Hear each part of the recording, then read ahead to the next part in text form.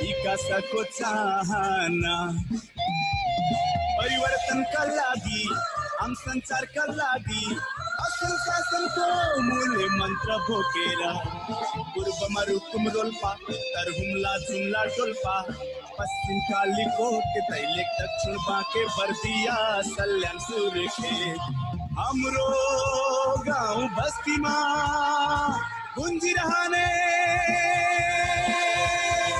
Radio हाम्रो पाइला radio हाम्रो पाइला रेडियो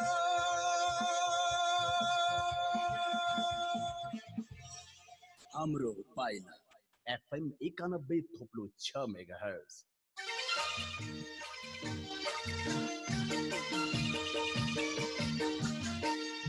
तपाईँ यतिखेर रेडियो हाम्रो पाइला एफएम सुन्दै हुनुहुन्छ। श्रोता, तपाईँ अब सुन्न सक्नुहुनेछ पाइला विशेष।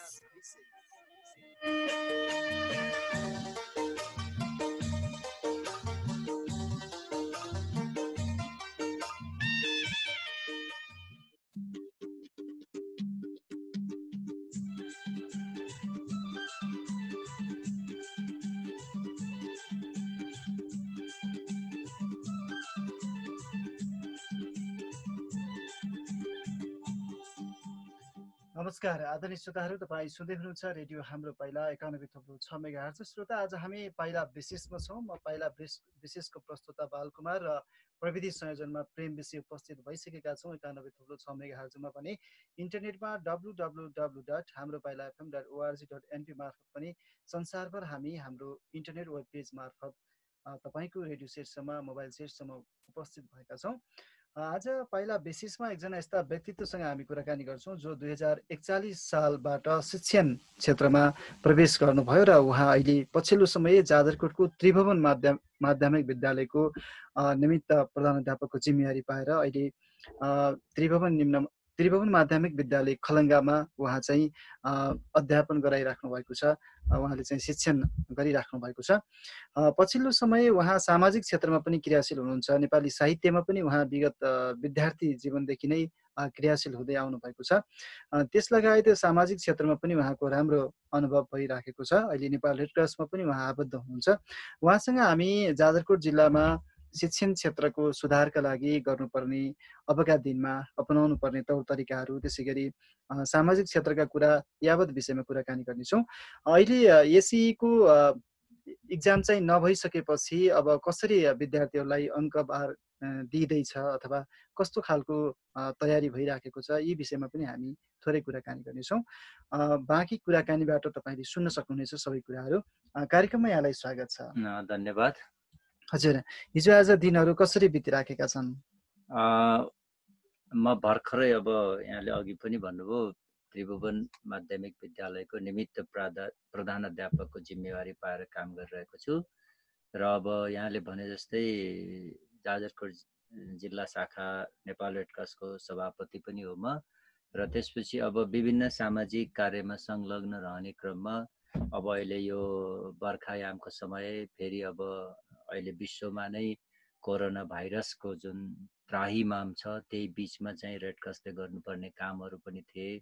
अब विद्यालयहरू सबै लकडाउनको कारणले बन्द छ, तर पनि विद्यालयको प्रशासनिक कामहरू चलाउनु पर्ने। हाम्रो पूर्व प्रधानाध्यापक हेरमबहादुर शाह फागुन 2 गतेदेखि सेवानिवृत्त भएपछि म निमित्त प्रधानाध्यापक भएर काम गरिरहेको छु। विद्यालयका प्रशासनिक कामहरू चलाउनु पर्ने, त्यसका साथसाथै सामाजिक विकास कार्यालयबाट, सामाजिक विकास मन्त्रालय, प्रदेश सरकारको सामाजिक विकास मन्त्रालयबाट 6 कोठे भवन निर्माणको काम पनि परिरहेको छ। लकडाउनको कारणले हामीले समयमा सुरु गर्न सकेनौँ, त्यसले गर्दा अहिले अब त्यो कामको चटारो पनि छ।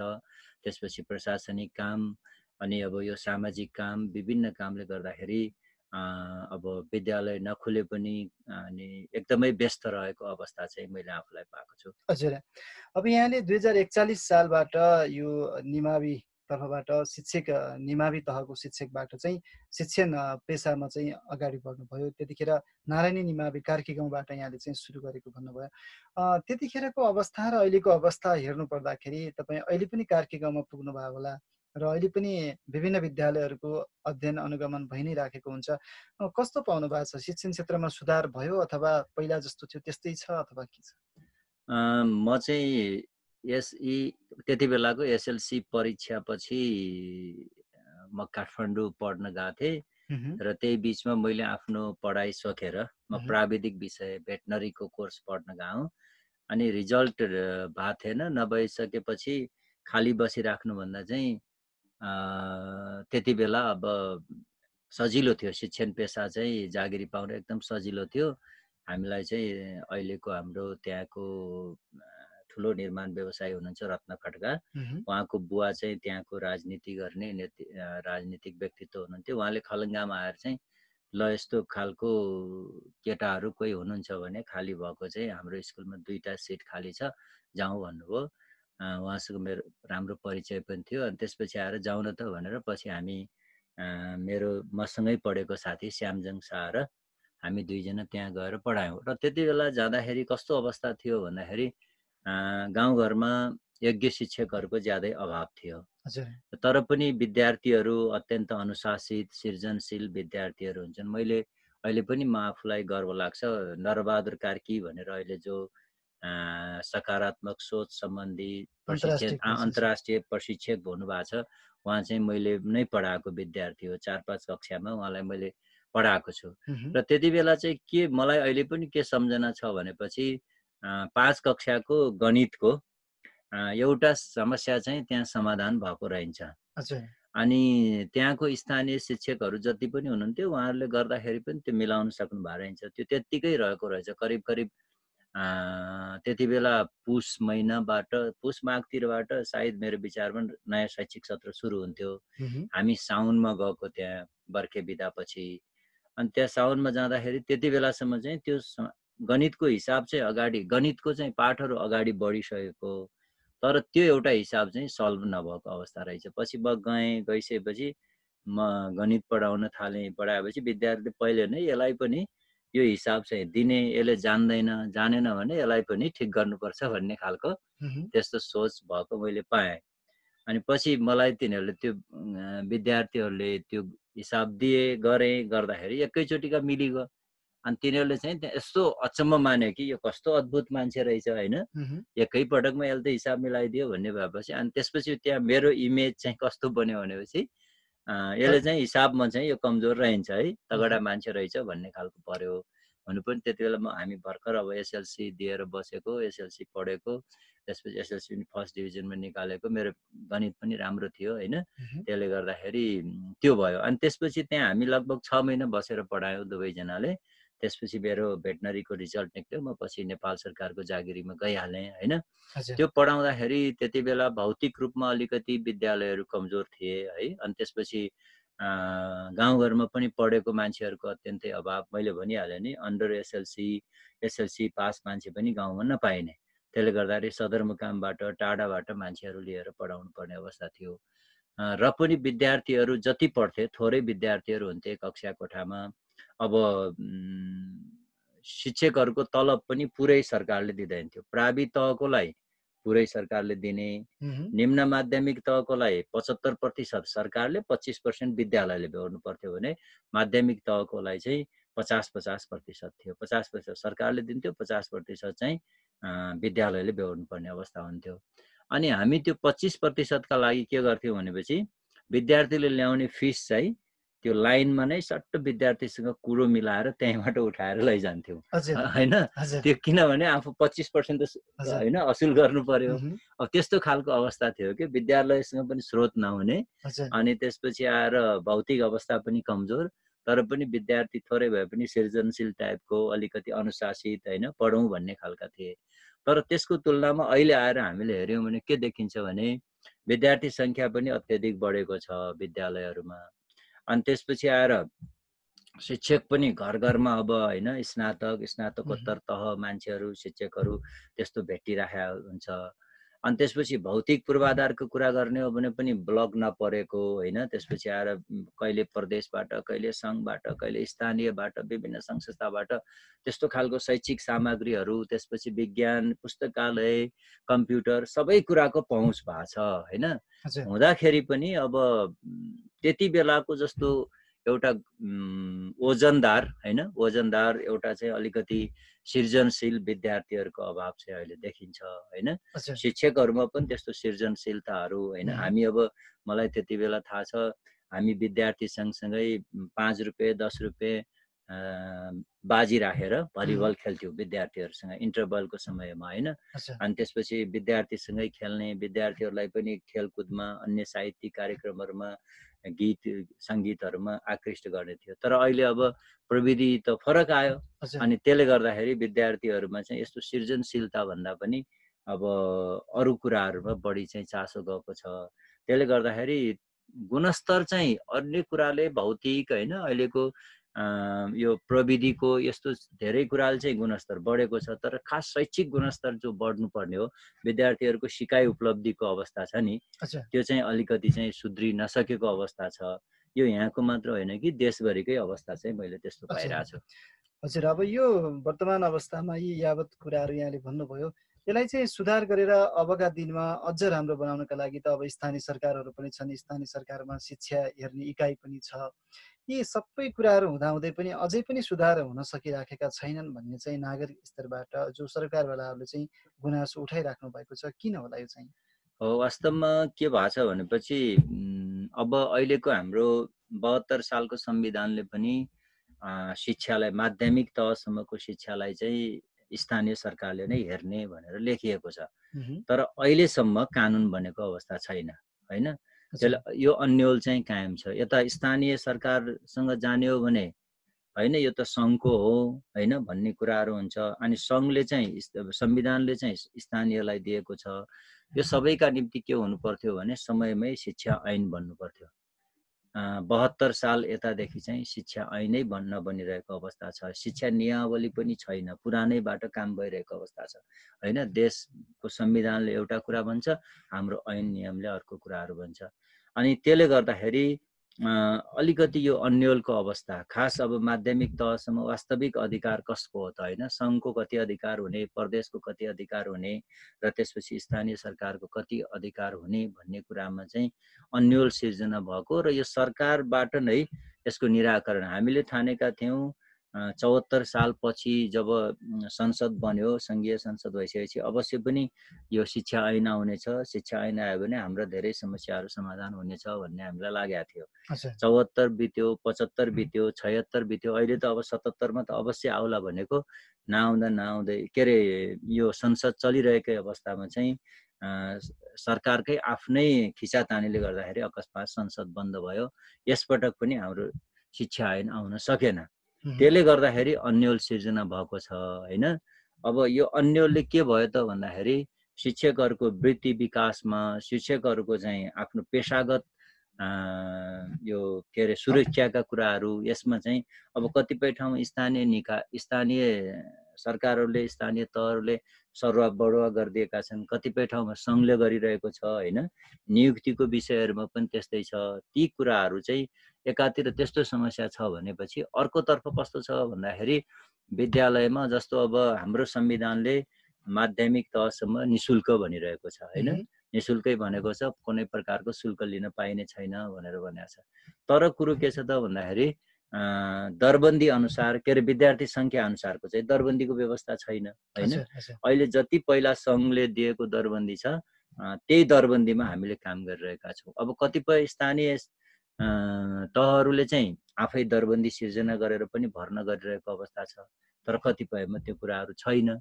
त्यसले गर्दाखेरि अब निजी शिक्षक, विद्यार्थी सङ्ख्याको चापलाई हेर्दाखेरि निजी शिक्षकहरू राख्नुपर्ने, कर्मचारीहरू राख्नुपर्ने होइन। अनि यी यावत समस्याहरूले गर्दाखेरि चाहिँ शुल्क लिनुपर्ने अवस्था पनि छ सरकारी विद्यालयहरूमा होइन। कर्मचारीहरूलाई पुरा तलब दिइएको अवस्था छैन। अब एउटा कार्यालय सहयोगीलाई हाम्रो श्रम ऐनले 13,500 भन्दा कम नदे भनेर भन्छ होइन। तर अब हाम्रो कर्मचारीलाई 7,500 मात्रै नेपाल सरकारले दिन्छ होइन। कार्यालय सहयोगीलाई भनेपछि त्यसपछि आएर उसलाई अर्को लेखा हेर्ने कर्मचारीलाई चाहिँ 11,500 रुपियाँ मात्र दिइरहेको अवस्था छ। अब त्यतिमा त उनीहरूले काम गरिदिँदैनन्, थप तलब त विद्यालयले दिनुपर्ने अवस्था हुन्छ। अनि विद्यालयले कहाँबाट ल्याउँछ भने त्यो विद्यार्थीबाटै उठाउनु पर्ने अवस्था हुन्छ होइन। यी यावत कुराहरूले गर्दाखेरि एकातिर आर्थिक समस्या छ, प्रशासनिक समस्याहरू पनि छ भने यी सबै कुराहरूले गर्दाखेरि त्यसको असर कहाँ परिरहेको छ भने हाम्रो शैक्षिक गुणस्तर कायम गर्ने कुराहरूमा चाहिँ त्यसको असर परिरहेको छ। त्यो भएर यसलाई अनुगमनको पाटोमा होइन अलिकति प्रभावकारी बनाउने, त्यसपछि आएर शिक्षणको पेसाको सुरक्षाको ग्यारेन्टी गर्ने र त्यसपछि आएर त्यो अनुसारको शिक्षकले काम गरेका छैनन् भने कारबाही गर्ने। अब कारबाही गर्ने निकाय पनि अहिले छैन जस्तो देखिन्छ क्या। स्थानीय तहले हिजो भर्खरै चुनाव सँगसँगै लडेका छन्, कतिपय शिक्षकहरूले प्रचार गर्दै हिँडेका छन् तिनी उम्मेदवारहरूको होइन, तिनलाई कारबाही गर्न सक्ने अवस्था रहँदैन होइन। यी यावत कुराहरूले गर्दाखेरि चाहिँ शैक्षिक गुणस्तर चाहिँ त्यति उपलब्धिमूलक होइन, त्यति राम्रो चाहिँ अवस्था चाहिँ छैन। तर पनि यो सुधार चाहिँ हामी गर्न सक्छौँ लागेपछि होइन। सबै लाग्नु पर्यो, अभिभावकहरू लाग्नु पर्यो होइन। त्यसपछि आएर विद्यार्थीहरू पनि अलिकति होइन चरित्रवान हुने, घरमा अभिभावकले भनेको मान्ने, त्यसपछि आएर स्कुलमा शिक्षकहरूले अराएको बाटोमा हिँड्ने भन्ने भयो भनेपछि चाहिँ राम्रो हुन्छ। यसमा अब विशेष गरी अहिले पछिल्लो समय अभिभावकहरू पनि विद्यालय पठाएपछि शिक्षकहरूले नै हेरिदिनुपर्छ भनेर पन्छिने खालको छ नि जिम्मेवारीबाट र आफ्नो भूमिका पनि ननिभाउने होइन। त्यो खालको वातावरण चाहिँ यो विभिन्न यो टेली सिरियलहरू हेर्ने विविध कुराहरूले चाहिँ परिवर्तन भएको जस्तो लाग्छ कि के छ? अब यसमा यस्तो छ, मलाई लागेको कुरो के छ भनेपछि मैले धेरै ठाउँमा भन्दै आएको छु। पहिला हामी पढ्दाखेरि कस्तो हुन्थ्यो भने यो निजीको अवधारणा थिएन होइन। नहुँदाखेरि यहाँ सिडिओ साहब सर भएर आउँथे। जिल्लामा सिडिओ भनेको एउटा ठुलो पोस्ट हो होइन, प्रमुख जिल्ला अधिकारी। अब सर भएर आउने अनि जिल्ला शिक्षा अधिकारी, स्थानीय विकास अधिकारी, कार्यालय प्रमुखहरू धेरै आउने होइन। आइसकेपछि उहाँहरूले परिवार पनि लिएर आउनुहुन्थ्यो। उहाँका छोराछोरी पनि यही हाम्रै स्कुलमा सार्वजनिक स्कुलमा पढ्थे। अनि त्यो पढ्दाखेरि के हुँदो रहेछ त भन्दाखेरि त्यहाँको शिक्षक अत्यन्तै जिम्मेवार भएको पाइयो क्या। त्यसले गर्दाखेरि ठुला बडाका छोराछोरी, नेताका छोराछोरी, कार्यालय प्रमुखका, सिडिओका छोरा, सिडिओको छोरा पढ्छ यो फलानु क्लासमा भनेपछि त्यो क्लास कहिले पनि खाली नहुने होइन। किनभने छोराले त साँझखेरि को शिक्षकले पढायो कसले पढाएन भनेर बाउलाई भनिदिने भयो होइन। अनि त्यसले गर्दाखेरि त्यो एउटा हुन्थ्यो। अहिले के छ त भन्दाखेरि मैले देखेको धेरै जसो हुने खाने मान्छेहरूले, चाहे त्यो नेता हुन्, चाहे हामी शिक्षक हौँ, चाहे कर्मचारी हुन्, चाहे व्यापारी होइन, सबभन्दा पहिला उनीहरूको लक्ष्य सानैदेखि काठमाडौँ हुन्छ होइन। आफू आमा बाबुले यहाँ दुःख गर्ने होइन, अनि छोराछोरीलाई काठमाडौँमा राखेको भेट्छौँ। त्यसपछि त्योभन्दा दोस्रो स्तरकोले दाङ, सुर्खेत होइन, नेपालगञ्जमा पढाइरहेछन्। अनि त्योभन्दा अर्को स्तरकोले गाउँबाट जस्तो बारेकोट, टालेगाउँ होइन, अर्चानी यस्तो विभिन्न ठाउँबाट चाहिँ सदरमुकाममा ल्याएर राखिरहेको हामी भेट्छौँ होइन। त्यसले गर्दाखेरि यो अहिले त कस्तो भयो भने सार्वजनिक अब यो सामुदायिक विद्यालय भनेको चाहिँ सामान्य मान्छेहरूको मात्रै भयो क्या होइन। अहिले अब हामी जस्तो प्रमुख जिल्ला अधिकारीको छोरा, नेताहरूका छोरा कहाँ पढ्छन् हामी देख्नै पाउँदैनौँ होइन। त्यसले गर्दाखेरि जब सामान्य मान्छेका केटाकेटी पढेपछि उनीहरूको स्कुलप्रति गुनासो गर्ने, त्यसपछि कति कुरा थाहा नै हुँदैन उनीहरूलाई होइन। कतिपय उनीहरूको त्यो पहुँच नै हुँदैन, काम गरेर होइन चलाउनु पर्ने हुन्छ। अब त्यसपछि आएर गुनासो गए पनि त्यहाँ 1-2 दिन हुन्छ हामी हेर्छौँ भनिन्छ, त्यसलाई सिरियसली पनि लगिँदैन होइन। यी यावत कुराहरूले जब आफ्नै छोरा हाम्रै शिक्षक हो, मैले नै मेरो छोराछोरी मेरो स्कुलमा पढाउन्न भनेपछि मैले अरूका छोराछोरीलाई कसरी पढाइदिन्छु होइन। त्यो भएर हामी सबैले यसरी यो प्रविधि त एकातिर दोष छँदैछ होइन, हामीले प्रविधिको दुरुपयोग गरिरहेका छौँ। तर अर्कोतिर के भइदियो भने सामुदायिक विद्यालयहरूमा चाहिँ सबैले त्यहीँ राख्ने, त्यसपछि सबैले आफ्ना छोराछोरीलाई त्यहीँ पढाउने, पहिला शिक्षकले पनि त्यहीँ पढाउने हुँदाखेरि चाहिँ राम्रो देखियो रिजल्ट होइन। जब अब हुने खानेहरूले, त्यसपछि पहुँचमा भएकाहरू, अब पद प्रतिष्ठामा भएकाहरूले बाहिर लगेर राखिदिने, निजी स्कुलमा लगेर राखिदिने, अनि त्यसपछि त्यहाँ सामान्य नागरिकको मान्छेहरूको मात्रै भयो भनेपछि चाहिँ अहिले मैले देखेको चाहे सदरमुकामको स्कुलमा हेरौँ, चाहे गाउँको स्कुलमा हेरौँ, जहाँ हेर्दाखेरि पनि स्वयं त्यो विद्यालयको प्रधान अध्यापकको छोराछोरी बाहिर पढ्छन् होइन, सानै भए पनि। अनि तर उसले अरूका छोराछोरीलाई पढाइरहेको छ। भनेपछि उसले त्यति ध्यान दिन्छ जस्तो मलाई लाग्दैन हैन। हजुर त्यसले गर्दाखेरि चाहिँ अब अभिभावकले पनि गुनासो गर्न सक्दैनन् हैन। हामीले पनि एउटा औपचारिकता पुरा गरेको जस्तो मात्र देखिन्छ। अनि केटाकेटीहरू पनि कमजोर छन् हैन, आर्थिक रूपले कमजोर छन्, उनीहरूले सबै कुरा पाउन सक्दैनन्, त्यसले गर्दाखेरि समस्या आइरहेछ। हजुर अहिले अब प्राय जसो जाजरकोटका विभिन्न वडामा भएका विद्यालयमा पनि वडा अध्यक्षहरूले पनि छोराछोरीलाई बाहिरै पढाउने खालको चलन छ हैन। त्यसले गर्दाखेरि पनि झन् समस्याहरू चाहिँ देखिने भयो। यी विषयहरू त यी छन्, अब यसलाई सुधार गर्न जरुरी छ। यसको लागि बेला बखत यस्ता बहसहरू छलफलहरू हुने गरेका छन्।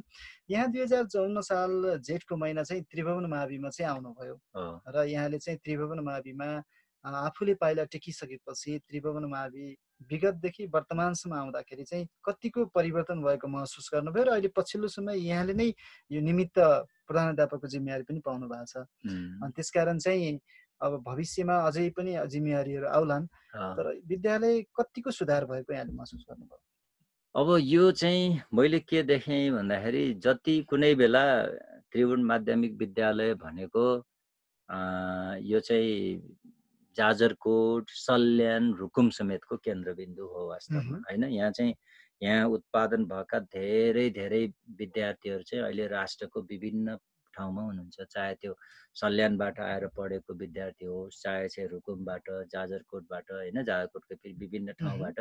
अब पछिल्लो चरणमा चाहिँ गाउँ गाउँमा सबै ठाउँमा विद्यालयहरू खुले, सबै ठाउँमा क्याम्पस खुले हैन।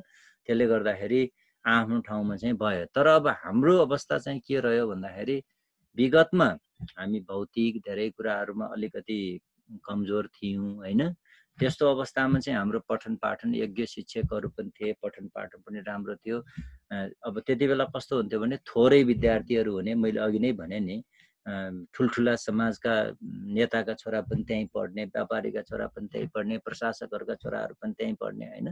त्यसले गर्दाखेरि एकदमै पठन पाठन राम्रो हुन्थ्यो, त्यो स्तरीय पनि हुन्थ्यो। र अब यो सञ्चारका अन्य माध्यमहरू पनि थिएनन्, विद्यार्थी अनुशासित पनि हुन्थे, पढ्नुपर्छ भन्ने उनीहरूभित्र भावना पनि हुन्थ्यो हैन, राम्रो थियो। तर अब पछिल्लो चरणमा अब म 54 सालमा त्यहाँ भएँ, अहिलेसम्म मैले लगभग 22 वटा ब्याज हैन यसरी दिएर गए र पछिल्लो चरणमै हामीले पढाएका विद्यार्थीहरू पनि प्रशासनिक रूपमा अब कतिपय डाक्टर भएर यही हाम्रै हस्पिटलमा आइपुगेका छन् हैन, कतिपय इन्जिनियर भएका छन्। नभएको चाहिँ होइन, उत्पादन राम्रो छ हैन। त अब कतिपय चाहिँ प्रशासनमा लोकसेवामा नाम निकालेर पछिल्लो चरणमा धेरै विद्यार्थीहरू, मलाई खुसी लाग्छ आफूले पढाएको विद्यार्थीहरू विभिन्न कहिले नगरपालिकाहरूमा, कोलपुर नगरपालिकामा जान्छु, त्यहाँ पढाएको विद्यार्थी फेला पर्छ हैन, कहिले काहीँ गइन्छ त्यहाँ पढाएको विद्यार्थी फेला पर्छ, कहिले कहाँ जाँदाखेरि त्यो चाहिँ खुसी लाग्छ। अब त्यति हुँदाहुँदै पनि हामी सन्तुष्ट भइहाल्ने एकदमै राम्रो छ भन्ने अवस्था चाहिँ होइन हैन। पछिल्लो चरणमा के भयो त भन्दाखेरि हामीले यसलाई, यो विद्यालयलाई चाहिँ अलिकति जिल्लाकै नमुना विद्यालय बनाएर लैजाउँ भन्ने हिसाबले पनि हामी लागिरहेका छौँ।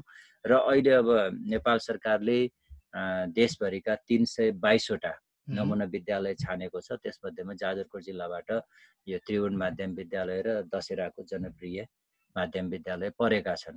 अब हाम्रो त्यही पनि बिचमा यो कोरोनाको कारणले हाम्रो डिपिआर नभएको कारणले यो वर्षको बजेट चाहिँ झन्डै 1.5 करोड रुपियाँ फ्रिज भएको अवस्था छ।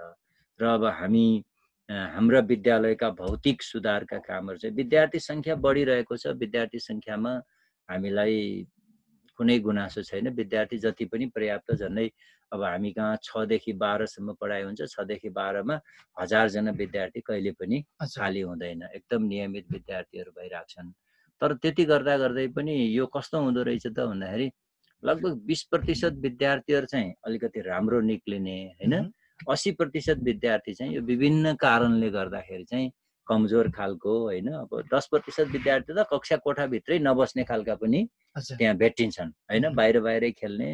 घरबाट अभिभावकलाई चाहिँ म पढ्न भनेर जान्छु भन्छ, त्यसपछि पहिलो घन्टीमा बस्यो, हाजिर गर्यो, त्यसपछि वरिपरि जङ्गल छ, जङ्गलमा खेलेर फर्किने विद्यार्थीहरू पनि छन् हैन। यी यावत कुराहरूमा चाहिँ ध्यान दिनुपर्ने अवस्था छ। र अहिले हाम्रो ठुलो चुनौती भनेको त्यहाँ के भएको छ भने हामीले पुराना भवनहरू भत्काएर नयाँ भवन भनेर ढलान गरेर राखेका छौँ। अब त्यसलाई फिनिसिङ गर्नुपर्ने अवस्था छ हैन। दुईटै भवनहरू हाम्रो त्यो फिनिसिङ नभएर एकातिर त्यो समस्या आइरहेको छ भनेपछि अर्कोतर्फ अहिले के भयो भने त्यहाँ हाम्रो विद्यालयमा क्वारेन्टाइन राखियो होइन। क्वारेन्टाइन राख्दाखेरि हाम्रो जति पनि 150 थान जति डेस्क बेन्चहरू थिए ती सबै प्रयोग भयो। अहिले पनि तपाईँले गएर हेर्न सक्नुहुन्छ, त्यो बाहिर चौरमा राखिएको छ, त्यसमा खाना दिइन्छ। त्यो क्वारेन्टाइनमा बसेकाहरूलाई दिनभरि उनीहरू त्यहाँ बाहिर बसेर त्यसैमा बसेर मोबाइल चलाइरहेका हुन्छन् होइन। त्यो बाहिर राखिएको छ, कुहिएका छन्, कतिपय त्यो भाँचिसकेको छ। अब त ठुलो समस्या हामीलाई के आउने वाला छ भने स्कुल खुलिसकेपछि पनि फर्निचरको ठुलो समस्या आउने। हामीसँग 150-200 थान थियो होइन, त्यसमा लगभग 50% 100 थान जति चाहिँ डेस्क बेन्चहरू कुहिसकेको छ, भाँचिसकेको छ, काम नलाग्ने भइसकेको छ। त्यो एउटा ठुलो समस्या आउनेवाला छ भनेपछि अर्को कुरा हामीले यो नमुनाको बजेट आएपछि बनाउला भन्दा भन्दै नमुनाको बजेट फ्रिज भइदिएको कारणले चाहिँ त्यो भवन पनि फिनिसिङ गर्न पाइरहेका छैनौँ। त्यसले गर्दाखेरि त्यहाँ चाहिँ भवनको पनि समस्या आइरहेको छ होइन। विद्यार्थी अब यो त पढाउने भन्ने कुरा चाहिँ के हुँदो रहेछ भने आफूले कति ग्रहण गर्ने होइन। विद्यार्थीहरूले अब त्यो सङ्ख्या धेरै छ विद्यार्थीको चापहरू। हामीसँग अब 10 कक्षा 9 कक्षा सबै कक्षामा सेक्सन बनाएर पढाउनु पर्ने अवस्था हुन्छ होइन। अब एउटै सेक्सनमा पनि 40-50 जना 60 जना विद्यार्थीसम्म राखेर हामी पढाइरहेका छौँ।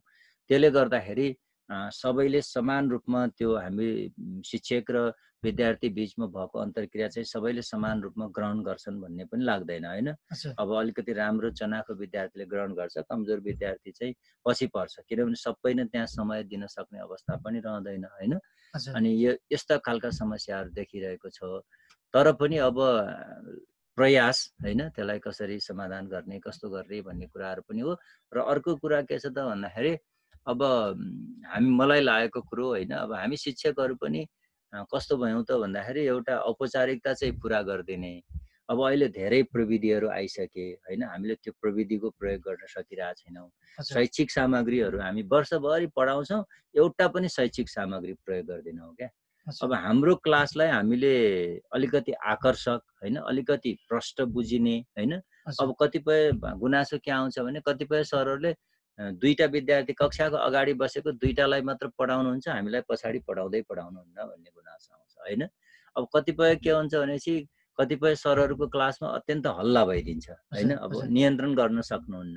अब यावत समस्याहरू चाहिँ छन् होइन। अब अलिकति हामी प्रविधि नयाँ आइसक्यो, सबै कुरा नयाँ भइसक्यो, अलिकति सृजनशील भएर क्लासलाई कक्षा कोठालाई हामीले जति आकर्षक बनाउन सक्यौँ अनि विद्यार्थीको रुचि बढ्ने हो क्या। आकर्षक हामीले बनाउन सक्यौँ भने रुचि बढ्दैन। त्यही भएर हामी शिक्षक पनि सुध्रिनुपर्छ जस्तो मलाई लाग्छ। अहिले जस्तो अब भेरी नगरपालिका पनि स्थानीय सरकार सँगै सटेको छ। आफ्नै आँगनमा रहेको विद्यालयको लागि चाहिँ नगर सरकारले पनि केही पहलहरू गरेको छ होला होइन। र त्यसलाई नमुना योग्य बनाउनका लागि प्रदेश सरकारबाट पनि बजेट आएको कुरा र आगामी उसमा पनि आउने कुराहरू छँदैछ। अबका दिनमा चाहिँ प्रविधि मैत्री शिक्षा प्रदान गर्नका लागि पनि अब त्यो खालको दक्ष जनशक्ति पनि विद्यालयले उत्पादन गर्ने अथवा त्यही भित्रकोलाई चाहिँ क्षमता विकास गर्ने कुराहरूमा पनि केही सोचेको छ कि?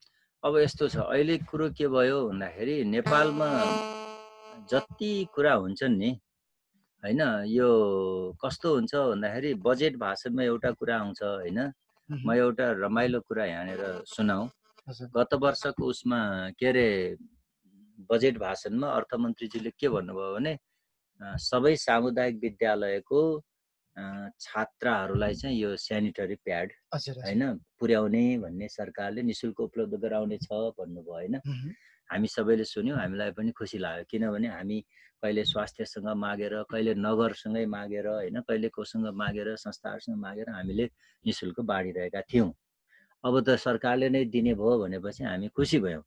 तर म तपाईँलाई भनौँ, आज असारको 26 गते भयो, तर अहिलेसम्म यो वर्षको त्यो सेनिटरी प्याड पुगेको छैन होइन। भनेपछि जबकि त्यो त गत वर्षकै 76 सालकै श्रावण महिनामा, त्यही नभए भदौ महिनादेखि पुगिसक्नु पर्थ्यो नि होइन।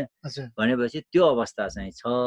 त्यस्तै अब हामीले प्रविधि मैत्री बनाउने भनेर अहिले कम्प्युटर ल्याब भनेर, प्रयोगशाला भनेर नै नेपाल सरकारको यो शिक्षा मन्त्रालय र त्यसपछि आएर नेपाल विद्युत प्राधिकरण भन्ने रहेछ होइन, यिन दुईटाको सम्झौता भएर 25 लाख रुपियाँ बराबरको यो कम्प्युटर, त्यसपछि आएर विभिन्न सामग्रीहरू छन् होइन। लगभग 20-30 प्रकारका सामग्रीहरू त्यो भित्र छन् हैन। हजुर, नेपाल दूरसञ्चार प्राधिकरण। नेपाल दूरसञ्चार प्राधिकरण र त्यसपछि नेपाल सरकार शिक्षाको त्यो दुईटा साझेदारीमा आएको छ। लगभग हाम्रो यहाँ धेरै विद्यालय परेका छन्, त्यसमध्येमा हाम्रो पनि विद्यालय परेको छ। अब त्यो त्यो त्यो पनि आउनु पर्थ्यो कहिले भन्दाखेरि 1 वर्ष अगाडि आउनु पर्ने हो क्या। अब आइदियो अहिले, तैपनि आयो, ठिकै छ हैन। अब हामी त्यसलाई जडान गर्दैछौँ, हामी अब त्यसरी जाँदैछौँ।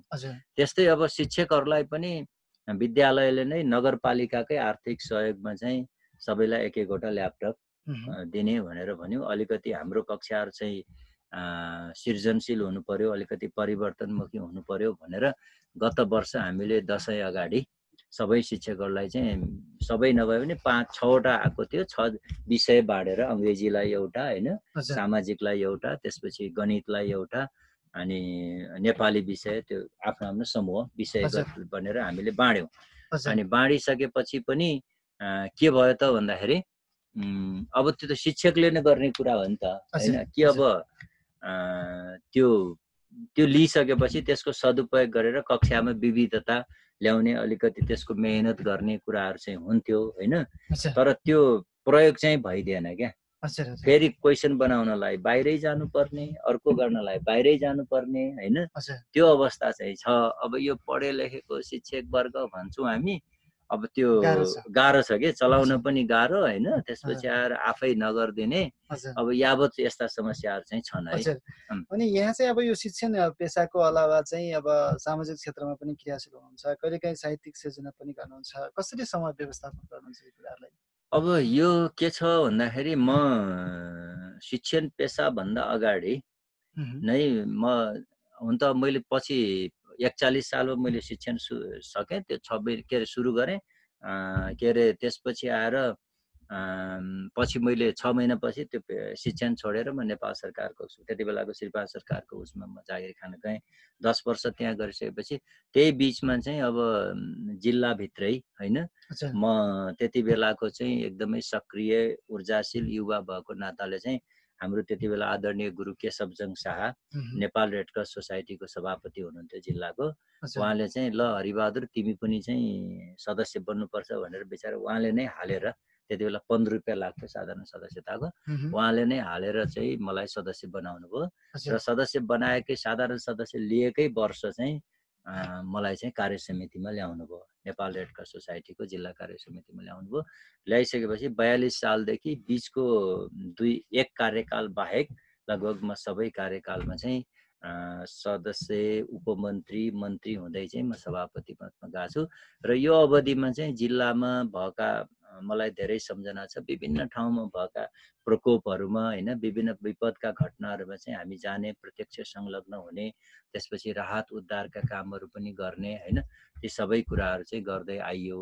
र अब त्यो सँगसँगै अब यता यो के रहेछ भने समाजसेवा भनेको हाम्रो सिद्धान्त चाहिँ स्वयंसेवक भनेर भन्छ। स्वयंसेवक अब जति समय निकालिसकेपछि त्यसलाई चाहिँ अब बिहान साँझको समय हुन्छ, बिदाको दिनको समय हुन्छ हैन। कतिपय अवस्थामा बिदै लिनुपर्ने अवस्था पनि हुन्छ। तर पनि मैले चाहिँ त्यो विद्यालयको कामलाई अब बिचमा मैले पत्रकारिता पनि गरेँ हैन, यहाँलाई पनि थाहा छ। पछि अब यो धेरै ठाउँमा गर्दाखेरि ठिक हुँदो रहेछ भनेर मैले पत्रकारितालाई लगभग चटक्कै छोडिदिइसकेँ हैन। अनि त्यसपछि अन्यत्र सङ्घ संस्थाहरू पनि धेरै, मैले खेलकुदमा पनि काम गरेँ हौँ, खेलकुद विकास समितिमा। अब धेरै ठाउँमा गर्दाखेरि अलिकति हुँदैन भनेर अहिले विशेष गरेर मेरो चाहिँ स्कुल चाहिँ प्रमुख हो। म 10 देखि 4 चाहिँ म स्कुलमा रहन्छु। म 10 बजेभन्दा ढिलो पनि जान्न, 4 बजेभन्दा अगाडिमा आउँदा पनि आउन्न हैन। 10 देखि 4 मैले स्कुललाई पुरा दिएको छु। त्योभन्दा अघि पछिको समय चाहिँ मैले रेड क्रसलाई दिइरहेको छु। त्यहाँ विभिन्न स्वयंसेवक साथीहरू अरू पनि हुनुहुन्छ हैन। अब नेतृत्व गरिसकेपछि नेतृत्वले खालि अलिकति दिशा निर्देश गर्ने हो, काम गर्ने साथीहरू अरू पनि हुनुहुन्छ, कर्मचारी साथीहरू पनि हुनुहुन्छ हैन। त्यसले गर्दाखेरि र अब बिदाको समय अघि पछिको समयमा चाहिँ त्यसरी सदुपयोग गरिरहेको छु। र अब कहिलेकाहीँ यति बज्दै पनि यो के हुँदो रहेछ भने युवा अवस्थामा मान्छे अलिकति कल्पनाशील हुन्छ, भावुक हुन्छ हैन। हुँदाहुँदै अब कविता लेख्न पनि सिकियो। मैले अब 2टा विधामा कलम चलाएँ, कथा र कवितामा हैन। मेरो मध्यपश्चिमका कविता भनेर एउटा हाम्रो मधुसूदन सरले मध्यपश्चिममा साहित्य प्रतिष्ठानले किताब निकालेको छ, त्यहाँ पनि रेकर्डेड छ हैन। त्यसपछि मधुपर्कमा, BBC नेपाली सेवाको त्यो पुरस्कार पाउने उसमा चाहिँ म चौथो भएको थिएँ होइन। हजुर हजुर अनि प्रज्ञा प्रतिष्ठानले आयोजना गर्ने असार 9 गतेको कार्यक्रममा पनि होइन यावत ठाउँमा वाचन गरियो, अलिअलि लेखियो, अलिअलि पत्र पत्रिकामा मलाई अहिले पनि छ हाम्रो राष्ट्र ब्याङ्कको मिरमिरे भन्ने पत्रिका निक्लिन्छ। हजुर अनि त्यसले चाहिँ कविता छापेपछि पुरस्कार दिँदो रहेछ कि पारिश्रमिक। मैले पहिलो अनुभव गरेको काठमाडौँमा 200 रुपियाँ पारिश्रमिक दिइसकेपछि त्यहाँ राष्ट्र ब्याङ्कको नजिकै रहेको राम भण्डार भन्ने छ, हजुर मिठो चाहिँ त्यो मिठाई पसल, हजुर त्यहाँ गएर चट्ट त्यो 200 रुपियाँको केही पैसा होइन हजुर मिठाई पहिलो पटक चाहिँ मिठाई खा। यति बेला हाम्रो स्टुडियोको घडीमा दिउँसोको 2 बज्यो। अनि त्यसपछि आएर त्यसले गर्दा साहित्य सिर्जनामा पनि लाग्यो होइन, पुस्तकालय चलाउने काम यावत गर्दै गयो। तर अब यो के हुँदो रहेछ भने मान्छेलाई उपयुक्त ठाउँ उपयुक्त वातावरण भयो भने अघि बढ्दै जाँदो रहेछ होइन। अब यहाँ परिसकेपछि पारिवारिक बन्धनमा, सामाजिक बन्धनमा होइन, यस्तै अब घर टोलका छिमेकका विभिन्न बन्धनमा परेपछि सृजनशीलता चाहिँ हराउँदो रहेछ। आजभोलि मलाई दुःख लाग्छ होइन, पहिलेको जस्तो सृजनशीलता छैन होइन। अब त्यो हुन नसक्दाखेरि वर्षमा मुस्किलले 2-3टा कविता लेख्ने छ। त्यति बेला मौका परे दिनमै 2-3टा कविता लेखिन्थ्यो कि अब अहिले मुस्किलले वर्षमा म 3वटा 4वटा कविताहरू मात्रै लेख्न सकिरहेको हजुर समय व्यवस्थापन गाह्रो हुन्छ। अब यो मानसिक अवस्थाले पनि होइन पारिवारिक विभिन्न कुराले चाहिँ असर पार्दो रहेछ। हजुर अब अहिले चाहिँ अब यो एसी चाहिँ अब यो कोभिड-19 को कारणले गर्दाखेरि चाहिँ हुन सकेन र त्यसको लागि अब विद्यालयबाट जो विद्यालयमा अध्ययन गर्ने विद्यार्थीहरूलाई जुन अङ्कभार दिने कुरा विद्यालयलाई नै जिम्मेवारी दिएको छ होइन। अब त्यसलाई चाहिँ कसरी यहाँहरूले चाहिँ अब विवाद रहित हुने हिसाबले काम गरिराख्नु भएको छ? अब त्यसमा के गर्यो भनेपछि नेपाल सरकारले एसी परीक्षा हुन नसक्ने भनिसकेपछि लामो समयपछि होइन लगभग 2-3 महिनापछि नै एसी रोकिएको 3 महिनापछि नै ल अब चाहिँ विद्यालयको आन्तरिक मूल्याङ्कनबाट गर्ने भनिसकेपछि अब हामीसँग आन्तरिक मूल्याङ्कन चाहिँ 2टा रहेछ। अब एउटा चाहिँ अर्धवार्षिक परीक्षा लगेका थियौँ हामीले, एउटा चाहिँ त्रैमासिक परीक्षा लगेका थियौँ। अब यो फेरि कस्तो छ भने सरकारको नीति पनि पहिला त टेस्ट परीक्षा हुन्थ्यो होइन, यहाँहरूको पालामा हाम्रो पालामा टेस्ट पास गरिसकेपछि मात्रै एसएलसी दिन पाइन्थ्यो। टेस्ट फेल भएर एसएलसी दिन नपाएका पनि हामी धेरै विद्यार्थी छौँ होइन। तर अहिले त्यो छैन। अहिले 9 कक्षा पछि चाहिँ 10मा कुनै प्रकारको टेस्ट लिन नपाइने भनेर नेपाल लिएको पाइएमा कारवाही गरिने छ भन्ने नेपाल सरकारको एकातिर नियम छ होइन। अर्कोतिर अब कतिपयले त लिइराखेका पनि छन्, तैपनि हामीले चाहिँ त्रैमासिक परीक्षा र अर्धवार्षिक परीक्षा चाहिँ लियौँ। त्यसको रेकर्ड हामीसँग थियो। त्यसैका आधारमा चाहिँ हामीले विषय शिक्षकहरूलाई बोलाएर त्यहाँ 3 सदस्यीय समिति बनाएको छ। एउटा प्रधानाध्यापक चाहिँ अध्यक्ष रहने, अनि एउटा चाहिँ कक्षा शिक्षक र एउटा चाहिँ विद्यालयको सबभन्दा जेठो होइन वरिष्ठ शिक्षक एउटा भनेर 3 जनाको समिति बनाइयो। त्यो समितिले त्यही अर्धवार्षिक र त्रैमासिकको नम्बरका आधारमा त्यसलाई चाहिँ 100 पूर्णाङ्कमा 75 र 100 पूर्णाङ्कमा कन्भर्ट गरेर पठा भनेर भनेको थियो। अब त्यो हेर्दाखेरि हामीले सर हेऱ्यौँ एकलटमा त्यो अर्धवार्षिक र वार्षिक परीक्षाहरू हेर्दाखेरि के देखियो त भन्दाखेरि अब कतिपय अब हामीले यो सञ्चार माध्यममा अहिले हामी कुराकानी गरिरहेका छौँ होइन। कतिपय कुराहरू कस्तो हुन्छ भने विद्यार्थीले छुटाएको छ क्या होइन, जाँचै दिएको छैन तर त्यो नियमित विद्यार्थी हो होइन। कतिपयको ज्यादै कम पनि होला होइन।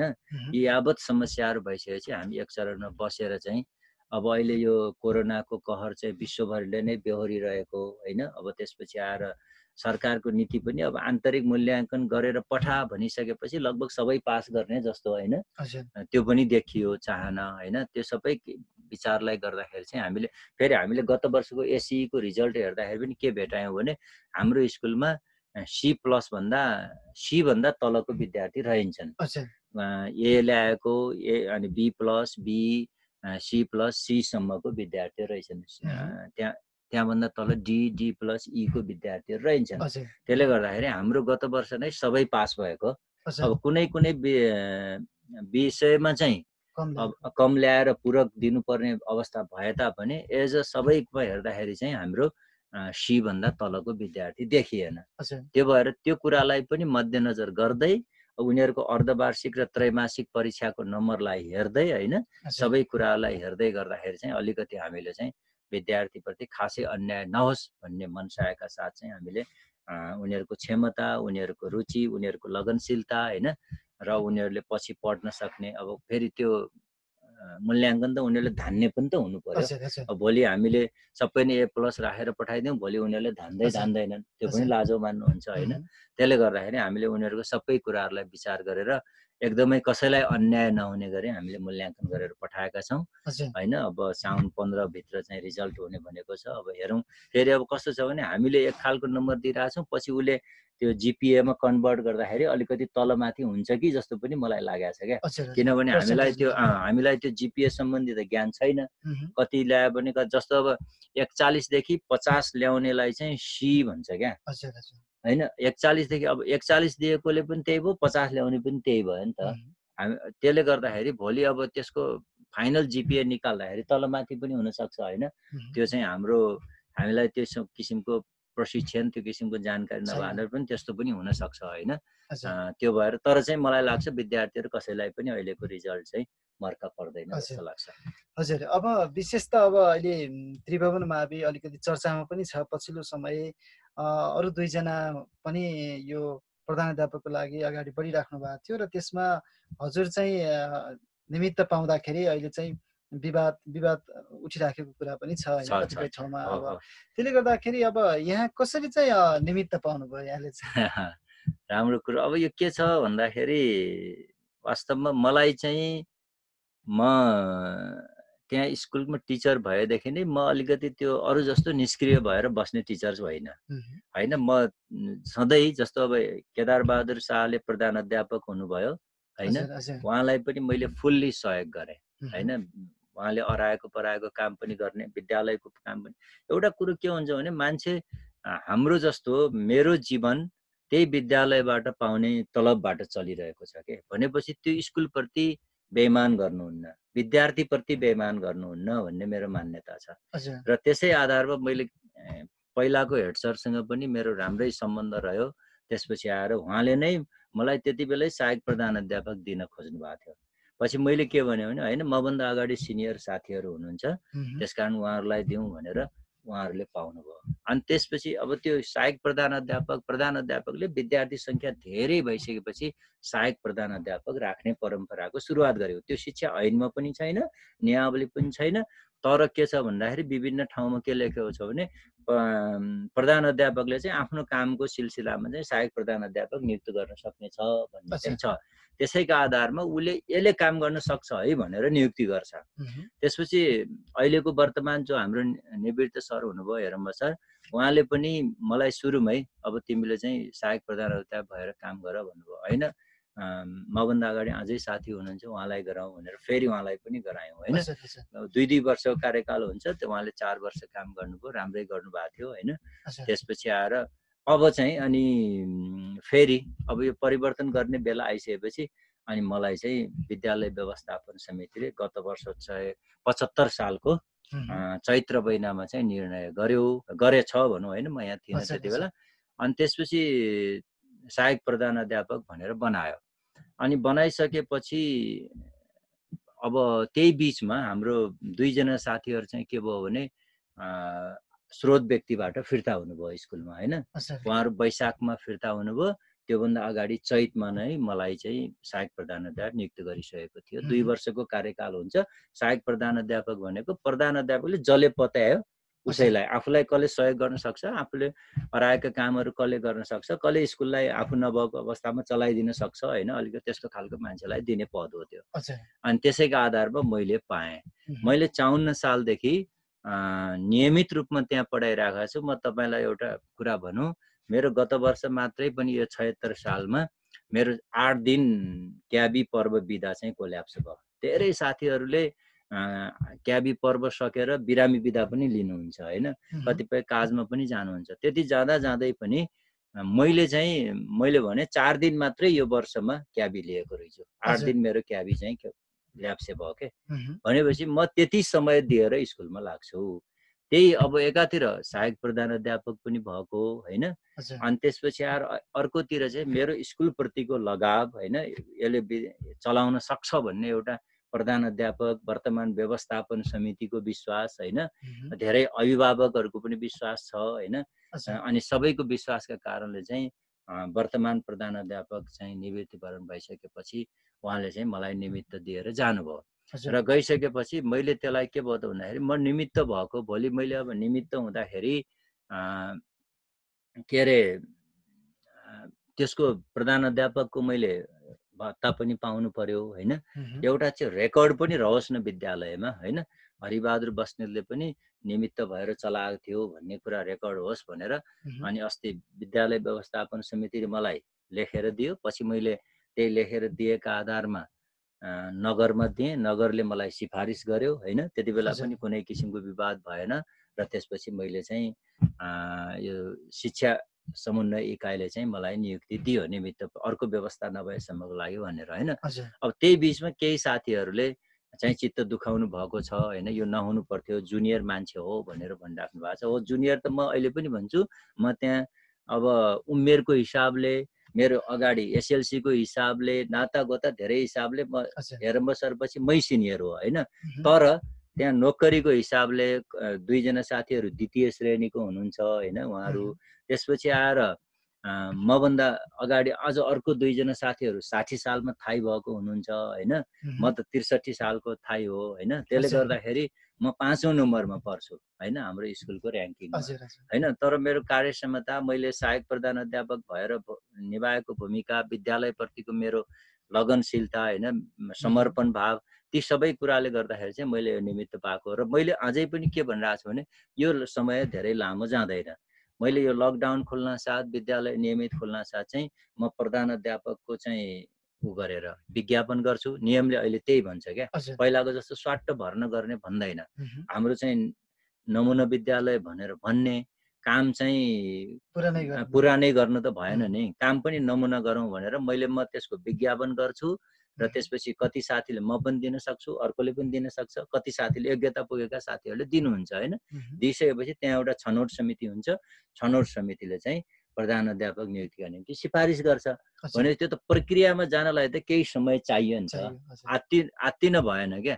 अब मह्म, त्यो त प्रक्रियामा जान, किनभने कि सहायक प्रधान अध्यापक भन्ने पद नै राख्नु भएन। मह्म, राखिसकेपछि त प्रधान अध्यापक पछि त गर्ने सहायकले नै हो नि त हजुर, हजुर, होइन। हजुर, अनि त्यसकारण भोलि अब उहाँहरूले पनि पत्याउनु भयो, ल तैँले काम गरेका छस्, अब तैँले नै चलाउनु पर्छ भन्नुहुन्छ भने त्यो सोच्ने कुरा हो होइन। मह्म, तर मैले चाहिँ त्यो प्रधान अध्यापक, पूर्णकालीन प्रधान अध्यापक हुने गर्ने भन्ने चाहिँ मेरो सोच होइन। उहाँहरू अगाडि नै हुनुहुन्छ, उहाँहरूले पालो पनि आउँछ। तर म के भन्छु भने आत्तिनु भएन होइन, प्रक्रियामा जान्छ, प्रक्रियाबाट हुने कुराहरू हो। हजुर, त्यो सजिलै चाहिँ भइहाल्छ भन्ने हो भने त्यो पुरानै सोचका कुराहरू भए होइन। हजुर, अब त्यहाँ पनि कस्तो छ भने दुवैजना, जस्तो अब उपसचिव सरहको भनौँ न, अब द्वितीय श्रेणीको दुवैजना बराबर, एउटै 60 साल 8 महिना हजुर, 5 गते नियुक्ति पाएको, उहाँहरूको सँगै चाहिँ प्रमोसन भएको, दुईटा हजुर, एउटै हुनुहुन्छ। अनि दोस्रो ऱ्याङ्कको पनि दुईजना फेरि 60 8 5 मा नै नियुक्ति पाएको र उहाँहरू तृतीय श्रेणीको हुनुहुन्छ होइन। हजुर, भनेपछि त अब कसलाई दिने भन्ने कुरा त भोलि मह्म, बढी बनाएर छानबिन नगरेर एउटालाई चट्ट तोकेर दिँदा त अर्कोलाई अन्याय हुन्छ नि त हजुर, हजुर, होइन। भोलि अब बढी बस्ला, उनीहरूले कागजातहरू हेर्लान्, को मह्म, योग्य छ को छ होइन। अब फेरि मलाई अर्को के लाग्छ भन्दाखेरि छ, हो कि हजुर, छ नि छ, यथार्थ कुरा त, हजुर, त्यो किन सिर्जना भयो त त्यो अवस्था? त्यो हजुर, हाम्रै कारणले त भएको हो, हामी हजुर, मावि तहको कमजोर भएकै कारणले त भयो नि, मह्म, हो कि होइन। त्यसकारण यस्ता कुराहरूमा चाहिँ अब विवाद गर्नुभन्दा हामी एक आपसमा बसेर छलफल होइन गरेर समस्या समाधान गर्नुपर्छ। मुख्य कुरो अब त्यसपछि आएर के हुनु पर्यो त भन्दाखेरि विद्यालयप्रति समर्पित भएर लाग्नु पर्यो होइन। मह्म, त्यसपछि आएर विद्यालयको शैक्षिक विकासका निम्ति, भौतिक विकासका निम्ति लाग्नु पर्यो। लाग्यो भनेपछि हुन्छ, नहुने भन्ने कुरो हुँदैन। हजुर।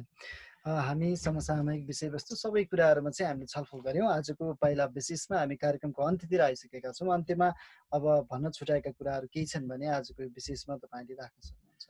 अब यो कुरा गर्दा गर्दै सबै छुटे जस्तै लाग्यो मलाई त होइन। हजुर, हजुर, समय गएको पत्तै भएन हजुर, होइन। हजुर, हजुर, अझै धेरै कुराहरू होइन, शैक्षिक सुधारको अरू कुराहरू पनि होइन, सबै छन्, छन्, कुराहरूमा गर्न सकिन्थ्यो, हजुर, कसरी जान सकिन्छ भनेर। तर पनि हाम्रो होइन हजुर, लगभग 45 मिनट चाहिँ हाम्रो हजुर, गफ बितिहाल्यो, बितेको पत्तै भएन। यही बिचमा चाहिँ अब म के भन्न चाहन्छु त भन्दाखेरि हामी यो कामको बिचमा पनि यहाँले सम्झेर होइन अहिलेको अवस्थामा समसामयिक विषयमा छलफल गर्नका निम्ति बोलाउनु भयो। यसका निम्ति यो हाम्रो पाइला परिवारलाई म हृदयदेखि नै धन्यवाद दिन चाहन्छु। विशेष सञ्चालक बालकुमारजी, प्राविधिक मित्र होइन, र त्यसपछि आएर यहाँ अहिले सम्पूर्ण सुनिरहेका श्रोताहरू र पछि पनि सुन्ने श्रोताहरूलाई म के भन्न चाहन्छु भन्दाखेरि विद्यालय भनेको साझा सम्पत्ति हो। अब यसलाई चाहिँ सबै अभिभावकको, विद्यार्थीको, त्यसपछि सरकारवाला निकायहरूको होइन, र त्यसपछि हामी शिक्षकहरू सबैको संयुक्त प्रयासबाट राम्रो बनाउन सक्छौँ, नमुना बनाउन सक्छौँ होइन। खालि साइन बोर्डमा त्यसपछि लेटर प्याडमा नमुना लेखेर हुँदैन, हाम्रो व्यवहार नमुना हुनु पर्यो होइन। त्यसपछि हाम्रो सोचाइ सकारात्मक हुनु पर्यो होइन। त्यसपछि आएर र म अर्को एउटा कुरा के प्रण गर्न चाहन्छु भने यहाँनिर मैले भन्दै आएको कुरा पनि म त्यो स्कुलमा प्रवेश गरिसकेपछि मैले जति समय यो निमित्त भएर प्रधान अध्यापक चलाउने छु र त्यति बेला मैले अब बुझ्दाखेरिको अवस्था, आर्थिक अवस्था सबभन्दा ठुलो के हुन्छ भन्दाखेरि आर्थिक अवस्थाले नै मान्छेलाई बदनाम बनाउने होइन, सफल बनाउने भनेको त्यही हो। त्यो भएर मैले त्यो सबै उहाँ अहिले बुझ्दाखेरिको अवस्था छ र छोड्दाखेरिको बिचमा चाहिँ के तुलनात्मक रूपमा के फरक आउँदो रहेछ, मैले के गर्न सकेँ होइन भन्ने कुरा चाहिँ मैले त्यो आर्थिक रूपमा कुनै प्रकारको लोभ लालच होइन नमानेर मैले चाहिँ त्यहाँ स्कुलको जुन नर्म्स अनुसार छ, जुन पद्धति अनुसार छ, त्यो पद्धति अनुसार म चलाउने प्रण गर्न चाहन्छु।